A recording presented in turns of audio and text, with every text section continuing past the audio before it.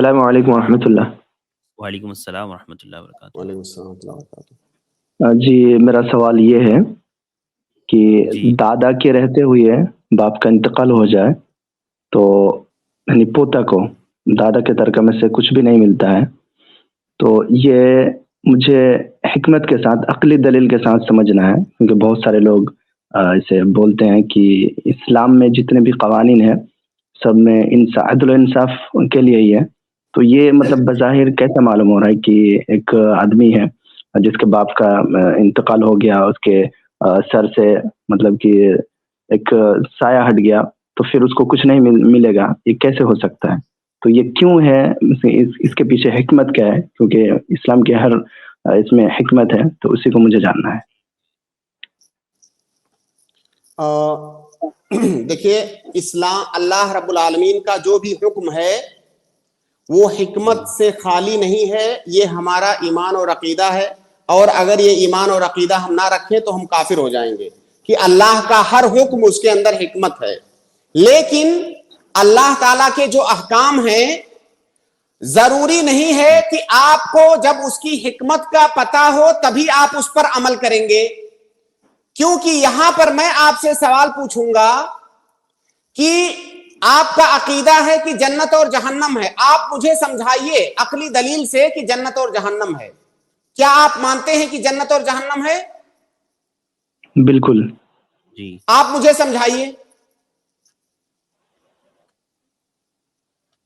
نہیں تو یہ تو غائب کے اوپر ہے، بھائی یہ غیب ہے نا، ٹھیک ہے، وہ غیب ہے۔ ہم آپ سے کوئی ایسی چیز پوچھتے ہیں جو سامنے کی چیز ہے۔ ابھی جو ہے تھوڑی دیر کے بعد عشاء کی نماز ہونے والی ہے، 4 رکعت ہوگی، اور ابھی ہم نے تھوڑی دیر پہلے مغرب کی نماز 3 رکعت پڑھی ہے، تو وہ 3 کیوں ہے، وہ 4 کیوں ہے؟ کیا حکمت ہے اس کی؟ تو یہ شریعت اللہ تعالیٰ نے یہ مقرر کر دیا ہے کہ اس طرح سے پڑھنا، نبی صلی اللہ علیہ وسلم کے ذریعے سے ہمیں بتا دیا گیا ہے کہ مغرب کی نماز کی اتنی رکعت ہے، اور ہاں جی ٹھیک ہے، یہ تو بتا دیا گیا، لیکن دونوں میں فرق کیوں کیا گیا، اس کو عقل سے سمجھائیے مجھے۔ نہیں کیوں کیا یہ تو اس کے بارے میں تو کوئی بتا نہیں سکتا جب تک کہ کوئی نہیں، پھر بھی آپ ایمان لاتے ہیں نا، پھر بھی آپ ایمان لاتے ہیں، ہاں بالکل۔ اب آپ اپنے سوال کا جواب سنیے۔ تو اللہ رب العالمین کے جتنے بھی احکام ہیں، بہت سارے احکام کی حکمتیں آپ کو سامنے سے بتا دی گئی ہے کہ اس کی وجہ یہ ہے، آپ کو اس حکمت پر بھی ساتھ میں ایمان لانا ہے۔ جن احکام کی حکمتیں آپ کو نہیں بتائی ہے اور اس کے باوجود بھی آپ کو کوئی حکمت سمجھ میں آتی ہے تو آپ اس حکمت کو مانیے اور اس حکم پر عمل کیجئے۔ لیکن اگر آپ عقلی دلیل سے کسی چیز کی حکمت کو ثابت نہیں کر پا رہے ہیں، اس کا یہ مطلب نہیں ہے کہ اس حکم کے اندر کوئی خرابی اور کوئی کمی ہے۔ اس بات کو دماغ میں اچھے سے بیٹھا لیجئے کہ اگر آپ شریعت کے کسی حکم کو اپنی عقلی دلیل سے، سائنٹیفک دلیل سے ثابت نہیں کر پا رہے ہیں تو اس کا یہ مطلب نہیں ہے کہ اس حکم کے اندر کوئی خرابی ہے کیونکہ آپ ثابت نہیں کر پائے۔ تو سب سے پہلے اس اصول کو دماغ میں بیٹھا لیجئے، اس کے بعد آپ کے سوال پر آتے ہیں۔ آپ نے کہا کہ اگر جو ہے باپ کی وفات ہو جاتی ہے، دادا زندہ ہے، تو پوتے کو اپنے دادا کے حصے میں کے پراپرٹی میں میراث نہیں ملتا ہے، یہ شریعت کا حکم ہے، لیکن یہ تھوڑا سا ناقص ہے، یہ کمپلیٹ نہیں ہے۔ اس کو پوتے کو دادا میں کب نہیں ملے گا؟ جب اس دادا کے پاس دوسرے بچے موجود ہوں گے تب نہیں ملے گا۔ اگر فرض کیجئے اس کے پاس دوسرے بیٹے بیٹیاں نہیں ہیں تب ان لوگوں کو ملے گا، لیکن اگر اس کے پاس بیٹے دوسرے، یعنی یہ جو بچے ہیں چھوٹے بچے ان کے چچا نہیں ہیں تب ان کو ملے گا، اگر ان کے چچا ہوں گے تو نہیں ملے گا۔ اصل حکم یہ ہے۔ اب اگر اس کو ہم سمجھنا چاہیں کہ اس میں عدل کہاں ہے تو ہم اس کو ایسے سمجھ سکتے ہیں کہ دیکھیے ہماری شریعت میں جو میراث دیا گیا ہے اس میں کس چیز کو مد نظر رکھا گیا ہے؟ اس میں یہ دیکھا گیا ہے کہ جو پانے والا ہے اس پانے والے کا اور جس کے مال میں سے پا رہا ہے دونوں کے درمیان جو قرابت داری ہے، جو رشتہ ہے، وہ کتنا قریبی ہے، اس رشتے کے اندر کتنی قوت ہے۔ اب اگر کوئی بہت زیادہ قوت والا رشتہ موجود ہے تو اس قوت والے رشتے کی موجودگی میں جو دور والا رشتہ ہے کم قوی وہ نہیں پائے گا.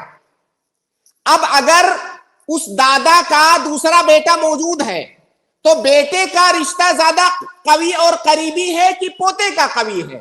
پوتا دور ہے بیٹے سے، تو اس لیے بیٹا پائے گا، پوتا نہیں پائے گا. ٹھیک ہے، اگر وہ بیٹا موجود نہیں ہوتا تو آٹومیٹک جب جو قوی ہے وہ نہیں موجود ہوتا تو جو دور ہے، دور والا ہے، وہ پا جاتا. یہ ایک بات. دوسری بات یہ کہ ہمارے سماج میں جو نظام چل رہا ہے، جو سسٹم چل رہا ہے، اصل میں وہ سسٹم باج ہے. باج کا مطلب سمجھتے ہیں؟ وہ سسٹم جو ہے باج ہے. جب ہمیں پریشانیاں آتی ہیں تب ہم شریعت کے نظام میں حکمت ڈھونڈنے لگتے ہیں، اور وہ پریشانیاں ہم نے خود پیدا کی ہوئی ہیں. اگر ہم اسلامی سسٹم سے چلتے تو یہ آپ کا سوال بنتا ہی نہیں یا بہت کم بنتا. وہ ایسے کہ وہ جو باپ مرا ہے، ان چھوٹے بچوں کا جو باپ مرا ہے، بھائی وہ ایک انسان تھا، اس کے پاس بھی کچھ ہوگا کہ نہیں ہوگا؟ اگر اسلامی سسٹم سے چلیں گے تو اس کے پاس بھی اس کی کمائی ہوئی جائیداد رہے گی. ایسا نہیں ہوگا کہ کما کے پورا باپ اور بھائیوں کے نام کر دے گا. اس کے پاس اپنا کمایا ہوا مال وہ چھوڑ کے جائے گا، تو جو کما کے چھوڑ کے جائے گا اس کے بچے پائیں گے. تو ہم پہلے جو ہے خود اپنی طرف سے غلطی کرتے. بھائی وہ جو بیٹا کما رہا ہے، 10 سال 20 سال کمایا بیٹا اور پورا باپ کے نام کرتے چلا گیا، اب اچانک ایک دن اس کی وفات ہو گئی تو ظاہر ہے جب تم پہلے غلطی کیے ہو تو تمہارے بچے تو محروم ہوں گے ہی. اگر آپ سسٹم سے چلتے تو آپ کے بچوں کو ملتا. تو یہ غلطی ہماری اور آپ کی ہے، یہ اسلام کے سسٹم کی غلطی نہیں ہے. اسلام کا سسٹم یہ ہے کہ ہر آدمی کا مال اس کا اپنا مال ہے. اگر ان بچوں کے باپ کا مال ان کا اپنا مال ہوتا ہے تو ان بچوں کو آٹومیٹک مل جاتا، اور ہو سکتا ہے دادا سے زیادہ ملتا. دادا میں جتنا ملتا اس سے زیادہ ملتا. تو غلطی ہم نے کی ہے تو یہ ہماری غلطی ہے، یہ سسٹم کی غلطی نہیں ہے، اسلامی سسٹم کی. تیسری اور آخری بات یہ ہے کہ اگر بسا اوقات کچھ کیسز میں ایسا ہوتا ہے کہ جو باپ مرا ہے اور اس کے بچے چھوٹے ہیں، باپ کے پاس اتفاق سے کوئی جائیداد بھی نہیں تھی، غریب تھا.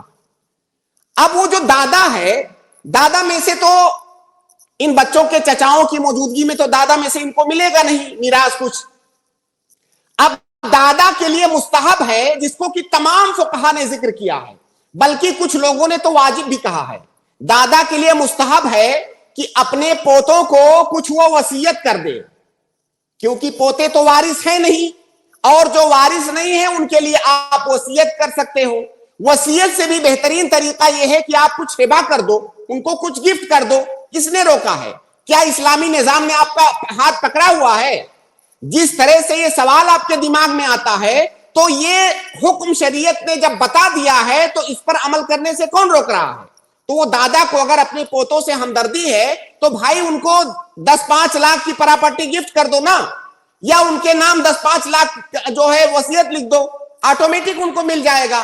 تو راستہ اس کا موجود ہے. تو غلطی ہمارے سسٹم میں ہے. اسلام کا جو سسٹم ہے، آپ جتنا گہرائی میں جائیں گے آپ کا ایمان مضبوط ہوتا جائے گا اسلام کے احکام پر اور اللہ رب العالمین پر.